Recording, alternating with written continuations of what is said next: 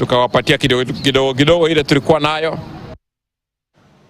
Naam, wakati ulimwengu unasherehekea sikukuu ya Krismasi, wakazi waliohamishwa makwao katika eneo la Transmara bado wapo kwenye makazi ya muda kwenye kambi mbalimbali ikiwemo baadhi ya shule za eneo hilo, huku wakiwa na mawazo mengi kuhusu mustakabali wao. Baadhi wana hofu ya wataka kukwenda pindi shule zitakapofunguliwa Januari mwaka ujao, kwani bado hawajapata pa kwenda. Elvis Kosgei ana maelezo zaidi.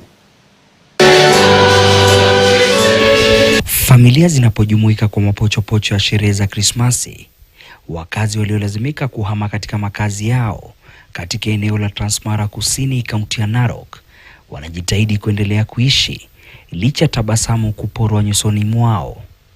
Baada ya kufurushwa makwao kufuatia vita ya kijamii vilivyoshuhudiwa katika kaunti ya Narok, sasa wanalazimika kuishi kwenye makazi duni bila chakula mezani. Lily Chepkoech Kilele mwenye umri wa miaka 61, ambaye alipata riziki yake kwa kushona kamba kutoka kwenye majani ya mkonge, sasa anajikuta kwenye mazingira haya telezi. Sisi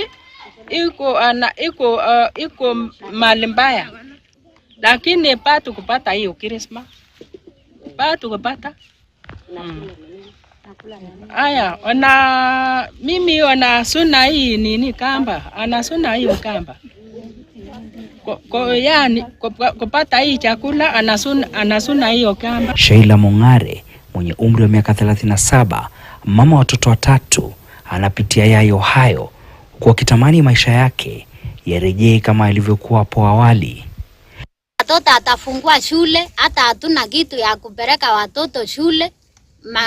Mashamba alichomewa manyumba, sisi hatuna chochote, tunakaa tu hivi, hatuna hata Christmas.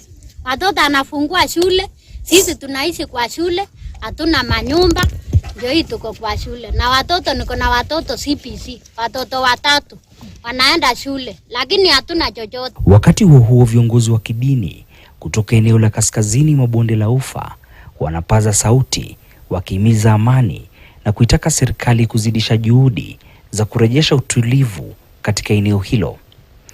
And other places where they've been suffering violence, we pray that the root causes, whether it is issues of land, we have a Ministry of Lands that deals with land issues.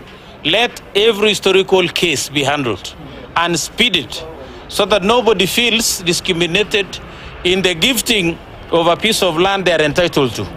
And nobody should feel also another one is encroaching needlessly. Let the same laws apply. Our land is not a lawless nation. The laws are always there, but the enforcement is the problem.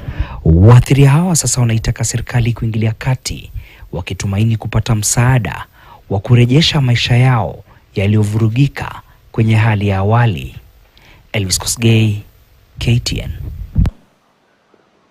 Wakristo